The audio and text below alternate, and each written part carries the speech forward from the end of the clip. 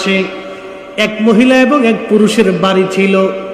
এই পুরুষ আর মহিলা প্রত্যেকদিন রাত্রিবেলা ঝগড়া করত। হযরত আলী রাদিয়াল্লাহু আনহু তিনি মসজিদের ভিতরে ইবাদত করতেন, কিন্তু মসজিদের পাশেই বাড়ি। সারা রাত তুফান আকারে ঝগড়া হয়, সারা রাত্র ঝগড়া। হযরত আলী রাদিয়াল্লাহু আনহু ডিস্টার্ব হলো ওনার। সকালবেলা ফজরের নামাজের পরে মহিলার পুরুষদেরকে দরবারে ডাকলেন। ডেকে আনার পরে তখন হযরত আলী রাদিয়াল্লাহু আনহু ওই মহিলার পুরুষকে বললেন, কি ব্যাপার, সারা রাত্র আপনারা ঝগড়া করেন, কারণ কি? ওই মহিলার পুরুষকে বলল, আমিরুল মুমিনিন, ইয়া আমিরুল মুমিনিন, আমি ঝগড়া করেছি এই জন্যে, এই কারণে এই মহিলাকে আমি বিয়ে করার পরে আজকে কতগুলি দিন পার হয়ে গেল, তাকে আমি সহ্য করতে পারি না। কেন জানি আমার অন্তর থেকে তার প্রতি ঘৃণা লাগে। আমি একটা রাত্রের জন্য আমি তার দিকে তাকাইতে পারি না, আমি তাকে স্পর্শ করি নাই। মনোযোগ দেন, ওই লোকটা বলতেছে, আমিরুল মুমিনিন, এই নারীকে বিয়ে করার পর থেকে আমার অন্তরে তার প্রতি ঘৃণা জন্ম হলো। আমি তার দিকে আমি ফিরেও তাকাই না, তাকে স্ত্রী হিসেবে কখনো আমার মনে আসে না, এবং আমি তাকে কোনোদিন স্পর্শও করি নাই। সারা রাত্রির জন্য তার সঙ্গে আমার ঝগড়া হয়, বেমানান বলে না, আমিরুল মুমিনিন, আমি কি করব? তখন আমিরুল মুমিনিন বললেন, দরবার থেকে সবাই বের হয়ে যান, এই পুরুষ আর মহিলার সঙ্গে আমি গোপন কথা বলবো। সবাই দরবার থেকে বের হয়ে গেল। হযরত আলী রাদিয়াল্লাহু আনহু ওই মহিলাকে ডাকলেন, পুরুষটাকে কাছে ডাকলেন, ডেকে মহিলাকে বলেন, হে নারী, আপনি একটু মনে করেন তো, আপনি একদিন জেনা করেছিলেন, জেনার কারণে আপনি অন্তঃসত্ত্বা হয়েছিলেন। মহিলা বলল, হ্যাঁ আমিরুল মুমিনিন, আমি যৌবনকালে, অর্থাৎ অল্প বয়সী, যৌবন আসার পরে আমি জেনা করে ফেলেছিলাম, জেনার কারণে আমি অন্তঃসত্ত্বা হয়েছিলাম। আমিরুল মুমিনিন আলী বলেন, অন্তঃসত্ত্বা হয়ে যাওয়ার পরে তুমি আর তোমার মা দুইজন এটাকে গোপন করেছিলাম। তারপরে যখন সন্তান প্রসব হলো, তোমার মা গোপনে তোমাকে সন্তান প্রসব করাইলো। সমাজ জানতো না, রাষ্ট্র জানতো না। সন্তান প্রসব হওয়ার পরে এই সন্তান নিয়ে তোমরা জঙ্গলের মধ্যে সন্তান ফেলে আসছো। যখন সন্তান ছোট্ট বাচ্চাটাকে ফেলে আসছো, ফেলে আসার পরে এই বাচ্চাটাকে তোমরা ফেলে আসার পরে কুকুর আসছে বাচ্চা নিয়ে যাওয়ার জন্য। কুকুর তাড়ানোর জন্য তোমার মা একটা পাথর মেরেছিল। এই পাথরটা কুকুরের গায়ে না লেগে বাচ্চার মাথায় লেগে মাথা কেটে গিয়েছিল। আর এই মাথা কেটে যাওয়ার পরে তোমার মায়ের ওই বাচ্চার প্রতি অন্তরে দরদ আসলো। দরদ আসার পরে এ নারী, তোমার মা দৌড়ায় যাইয়া ওই বাচ্চার মাথায় পট্টি বেঁধে দিল, যাতে রক্ত বের না হয় এবং এই বাচ্চা কষ্ট না পায়। এরপরে তোমরা ওই জায়গা থেকে পালিয়ে আসছো। তারপরে আর কোনোদিন ওই সন্তানের সাথে তোমার যোগাযোগ হয় নাই। বলে, হ্যাঁ ইয়া আমিরুল মুমিনিন, কথাটা তো একেবারে সত্য এবং বাস্তব। হ্যাঁ, জেনার ফসল আমার এটা ছিল। তখন আমিরুল মুমিনিন হযরত আলী বললেন, হে পুরুষ, তুমি তোমার মাথার উপর থেকে তোমার এই টুপি সরাও, পাগড়ি সরাও।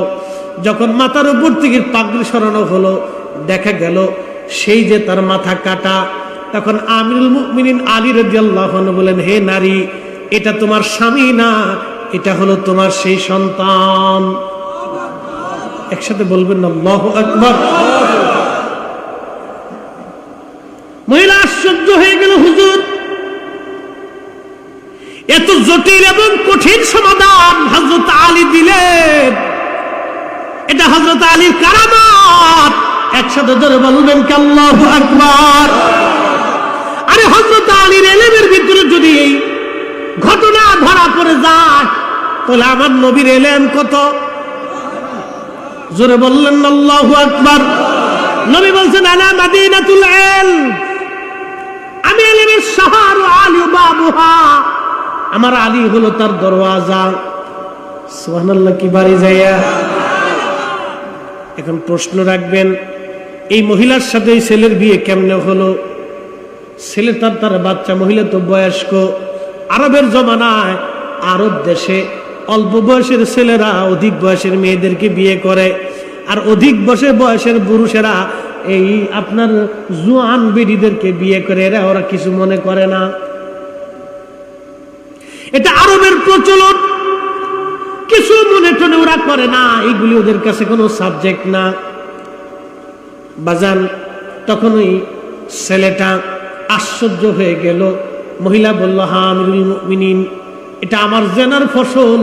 তখন আমিরুল মুমিনিন হযরত আলী বললেন, ও নারী, এটা তোমার স্বামী না, এটা তোমার সন্তান। ও পুরুষ, এটা তোমার স্ত্রী না, এটা তোমার মা। এই জন্য আল্লাহ তোমাদেরকে কঠিন গুনাহ থেকে বাঁচাই দিয়েছে। তোমার অন্তরে তার প্রতি ঘৃণা জন্ম দিয়েছে, যাতে তুমি তার গায়ে স্পর্শ না করো, স্ত্রীর নজরে যাতে তোমার কখনো আকর্ষণ না আসে। আল্লাহ তোমার অন্তরে বিকর্ষণ সৃষ্টি করে দিয়েছে, কারণ এই মহিলা তোমার মা। যদিও জেনার মাধ্যমে হয়েছ, তারপরেও তো সে তোমার মা। আল্লাহ তোমাদেরকে কঠিন গুনাহ থেকে বাঁচাই দিয়েছে। একবার জোরে বলবেন কি মারহাবা। কেন এই আধ্যাত্মিক পাওয়ার কোথা থেকে আসলো? আল্লামা ইকবাল বলেছেন, তুমি নবীর গোলাম হয়ে যাও, কুল কায়নাত তোমার হয়ে যাবে। তারা রাসূলের 100% গোলামি করেছে, যার কারণে পৃথিবীর আধ্যাত্মিক খবরগুলি তাদের সামনে উন্মোচিত হয়েছে। কালবের দরজা আল্লাহ খুলে দিয়েছে, চোখের পর্দা আল্লাহ খুলে দিয়েছে। কথা বলেন ঠিক না বেঠিক?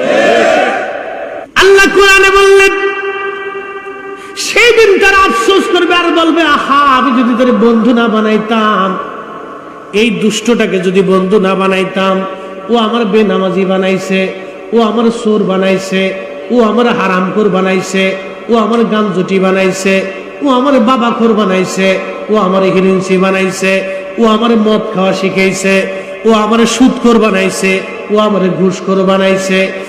আজকে যদি ওরা বন্ধু না বানাইতাম, তাহলে আজকে আমার এই কপাল ঘুরে যাইতো না। সাদা চামড়া দেখে বিয়ে করছিলাম, সুন্দরী দেখে বিয়ে করছিলাম, সোলা কলা, ভাবছিলাম আলট্রা মডার্ন। আর এই যে ডিজিটাল বেডি দেখে বিয়ে করছিলাম, যদি এই বেডি বিয়ে না করতাম, তাহলে আজকে আমার কপাল ফুটতো না। কি কথা কর না কেন? লাকাদ আদাল্লানি আনিদ যিকরি বাদা ইয জানি। আফসোস করে বলবা, হা আমার কাছে সত্য এসেছিল, কোরআনের কথা বলা হয়েছিল, আল্লাহর নবীর হাদিসের কথা বলা হয়েছিল, আল্লাহর প্রিয় ওলিরা এসে আমাদেরকে নসিহত করেছিল। আমরা সেদিন তাদেরকে মানি নাই। যদি মানতাম, আজকে করুণ পরিণতি হতো না। দোস্ত দোস্ত বানাবেন, বন্ধু বন্ধু কারে বানাবেন, কোরআন থেকে বুঝে যাওয়া লাগবে। আল্লাহর নবী বললেন, আলমারু মা মান হাব্বা, তুমি তাকে মহব্বত করো, তার সাথে তোমার হাসন নাসর হবে। আমার দেশের ছেলেরা মেসির মতো চুল কাটে, নেইমারের মতো চুল কাটে, নেইমারের মতো কাটিং সাটিং পাটিং পুটিং মারে।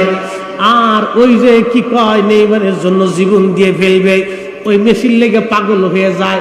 যদি একবার পাইতাম তো একটা সাড়া মারতাম। ও সাইটে কি লাভ? কোরআন সত্য না মিথ্যা? জোরে বলেন, জোরে জোরে জোরে জোরে। কোরআন সত্য। আপনি যার জন্য পাগল হয়েছেন, হাসন নাসর তার সাথে হবে। এই জন্য আমরা সুন্নিরা গর্ববোধ করি। আমরা ভালোবাসি শাহজালালকে, শাহপরানকে, শাহ মাকদুমকে, শাহ আলীকে, খান জাহান আলীকে, শিফা সালারকে। আমরা ভালোবাসি আল্লাহর ওলিদেরকে, ভালোবেসেই যাব, বেসেই যাব। কথা বলেন ঠিক না?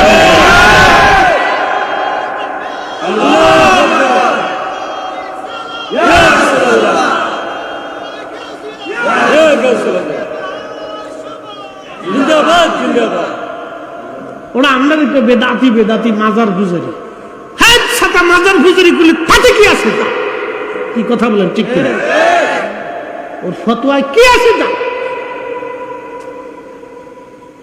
বন্ধু বানাইতে হবে তাকে, যারে বন্ধু বানাইলে লাভ হবে।